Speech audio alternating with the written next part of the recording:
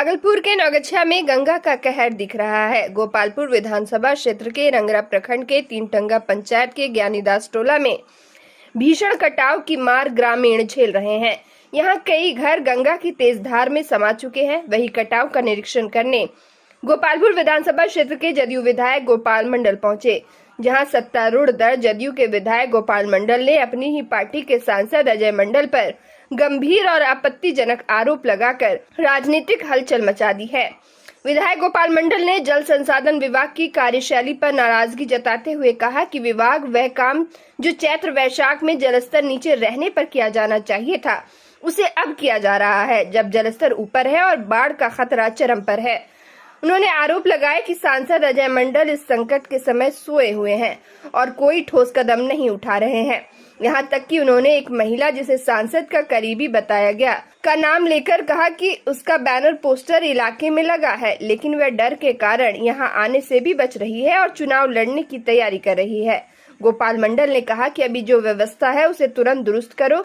अगर सांसद ने केंद्र सरकार में बात रखी होती तो कटाव ही नहीं होता। उन्होंने जितना अपनी औकात में था उतना काम करवा दिया, यहाँ तक कि एस्टीमेट भी बनवा दिया। सांसद अजय मंडल ने अपने क्षेत्र को बर्बाद करने का काम किया है। वहीं गोपाल मंडल के इस बयान ने बाढ़ पीड़ितों की समस्याओं को राजनीतिक बहस के केंद्र में ला दिया है। एक ही पार्टी के विधायक और सांसद के बीच इस तरह के आरोप प्रत्यारोप से संगठन में भी असहज स्थिति बन गई है। सुनिए क्या कुछ कह रहे हैं गोपालपुर विधायक गोपाल मंडल।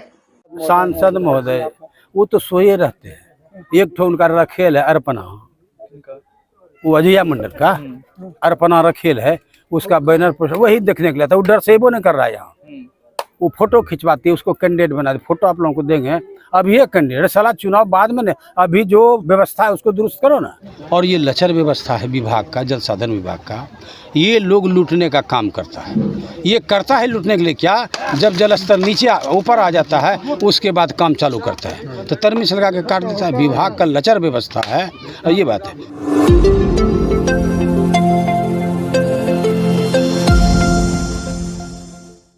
रिसेंट बिहार की खबर का एक बार फिर से असर देखने को मिला। दरअसल रिसेंट बिहार की टीम ने भागलपुर सुल्तानगंज NH80 की बाढ़ की ग्राउंड रिपोर्टिंग की थी। इसमें NH80 पर खतरनाक तरीके से बह रहे बाढ़ के पानी की तस्वीर को दिखाया गया था। इसके बाद जिला प्रशासन और अकबरनगर पुलिस ने इस मामले में तुरंत संज्ञान लिया और यहां आवागमन पर तत्काल रोक लगा दी। अभी NH80 का सफर बहुत ही खतरनाक है, इसलिए अब इस मार्ग पर आवागमन पर रोक लगा दी गई है। इसके लिए वैकल्पिक रास्ता बनाया गया है, जिसके जरिए अब शाहकुंड होते हुए कजरैली होकर भागलपुर आना होगा। NH80 पर करीब 1 किलोमीटर तक पानी का तेज बहाव चल रहा है। आपको बता दें कि भागलपुर के सुल्तानगंज में गंगा का पानी भवनाथपुर के समीप NH80 पर तेजी से बह रहा है। NH80 पर करीब 2 फीट पानी बह रहा है। यहाँ सबोर की ओर NH पर गंगा का पानी चढ़ने को बेताब है। निर्माणाधीन पुलिया के दोनों तरफ सड़क का पानी चढ़ने वाला है। एक तरफ सड़कों को बंद कर दिया गया है। हालांकि छोटे वाहनों को प्रवेश कराया जा रहा है और बड़े वाहनों पर रोक लगी हुई है।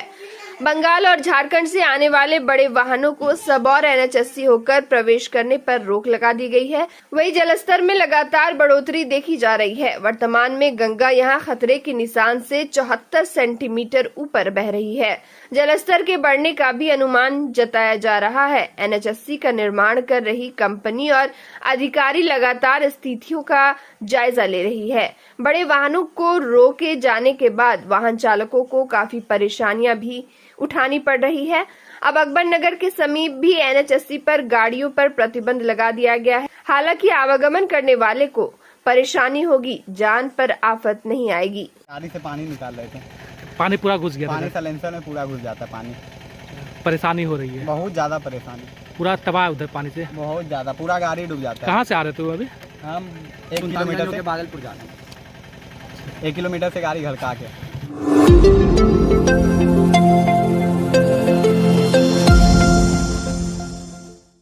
भागलपुर जिले के नाथनगर प्रखंड अंतर्गत लालूचक मोहल्ले में बाढ़ का पानी पूरी तरह से प्रवेश कर चुका है, जिससे पूरा इलाका जलमग्न हो गया है। हालात इतने खराब हैं कि ग्रामीण अपने घर छोड़कर महाशय ड्योढ़ी में शरण लेने को मजबूर हैं।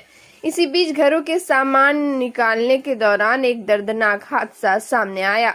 दरअसल बाढ़ के पानी में घुसे मगरमच्छ ने 5 लोगों पर हमला कर दिया। सभी घायलों का इलाज स्थानीय निजी क्लिनिक में किया जा रहा है, जबकि एक बच्चे की हालत गंभीर होने के कारण उसे मायगंज अस्पताल रेफर कर दिया गया। वहीं इस घटना के बाद पूरे इलाके में दहशत का माहौल है और लोग भय के साए में जीने को मजबूर है। जदयू के प्रदेश महासचिव अपर्णा कुमारी सीटीएस मैदान पहुंची और पीड़ितों से मुलाकात कर हाल जाना। उन्होंने प्रशासन से बाढ़ पीड़ितों की सुरक्षा और उचित इलाज की मांग की। उन्होंने कहा कि बाढ़ पीड़ितों को तत्काल राहत पहुंचाने की जरूरत है और मगरमच्छ के हमले से बचाव के लिए प्रशासन को आवश्यक कदम उठाने चाहिए। ग्रामीणों ने बताया कि बाढ़ के पानी में मगरमच्छ और अन्य वन्य जीवों का खतरा बढ़ गया है। उन्होंने प्रशासन से मांग की है कि बाढ़ प्रभावित क्षेत्रों में वन्य जीवों के हमले से बचाव के लिए आवश्यक कदम उठाए जाएं। ग्रामीणों ने यह भी मांग की कि बाढ़ पीड़ितों को सुरक्षित स्थानों पर शरण देने की व्यवस्था की जाए।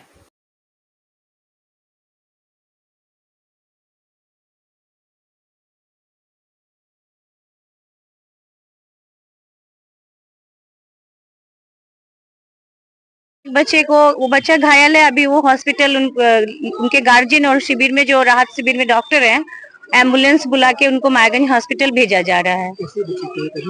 अभी बच्चे की तबीयत ठीक है, मैं बात भी की हूँ। बच्चे का नाम अक्षय है, बच्चा खाना पीना भी खा लिया है, बातचीत भी कर रहा है।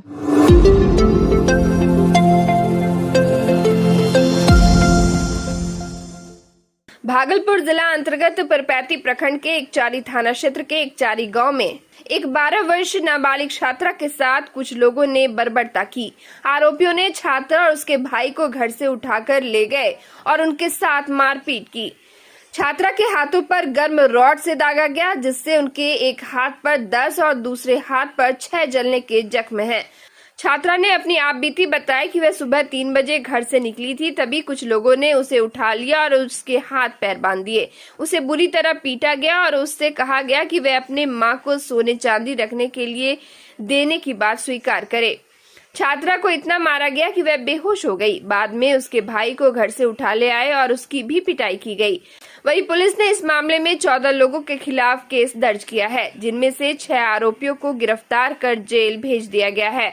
डीएसपी डॉक्टर अर्जुन कुमार गुप्ता ने बताया कि आरोपियों ने छात्रा पर चोरी का आरोप लगाया था, लेकिन घटना की जानकारी पुलिस को नहीं दी गई थी। पुलिस ने बताया कि पीड़िता के घर से ऐसा कोई सामान भी बरामद नहीं हुआ था जो चोरी का संकेत देता हो। आपको बता दें कि पीड़ित परिवार पर पंचायत में 3 लाख रुपए का जुर्माना लगाया गया और उनकी 6 कट्ठा जमीन भी लिखवा ली गई। नाबालिग के दादा और पिता से सादे पेपर पर सिग्नेचर कराया गया। पीड़ित छात्रा और उसके भाई का अभी मायगंज अस्पताल में इलाज चल रहा है। तो हॉस्पिटल पर पहुंचे तो वहां पर पाया गया कि वह लड़की वहां पर बेहोश अवस्था में पड़ी हुई थी, इलाज चल रहा था। उसके शरीर पर जख्म थे, लोहे के गर्म लोहे से दागा हुआ, हाथ पर थे, गले पर थे, कंधे पर थे, कई जगह जख्म थे उसके। तो घटना का संज्ञान लेते हुए तुरंत एफआईआर दर्ज किया गया और एफआईआर दर्ज करने के बाद त्वरित गिरफ्तारी हेतु पुलिस बल के साथ एकचारी थाना क्षेत्र अंतर्गत एकचारी गांव पहुंचे तो वहां पर 6 आदमी को जो मुख्य आरोपी थे उनको पकड़ा गया।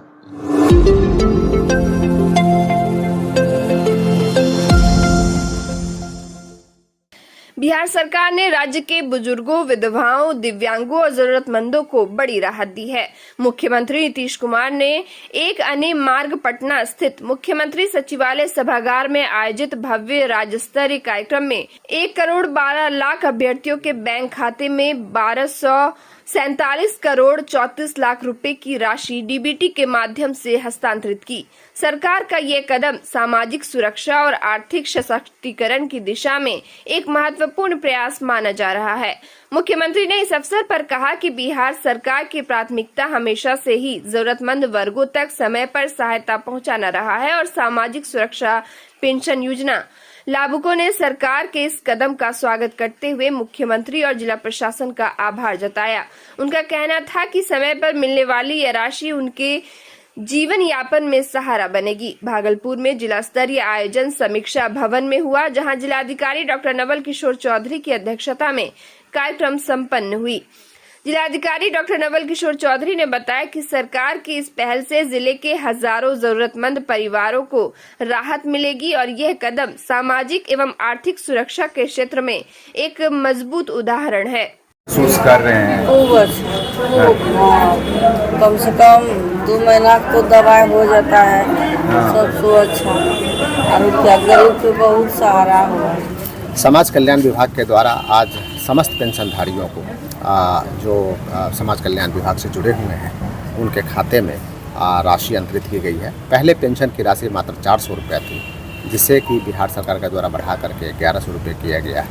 कुल 3,35,000 से अधिक लाभार्थियों को आज भागलपुर में करीब 36 करोड़ से अधिक की राशि आज अंतरित की गई है। मैं समस्त लाभुकों को शुभकामनाएं देता हूं, बधाई देता हूं। और ये जो हमारा कार्यक्रम है ये प्रत्येक माह में समाज कल्याण विभाग के द्वारा 10 तारीख को ही राशि अंतरित की जाएगी। ये बहुत बड़ा निर्णय है और इससे आम लोगों को इसका काफ़ी फ़ायदा मिला है।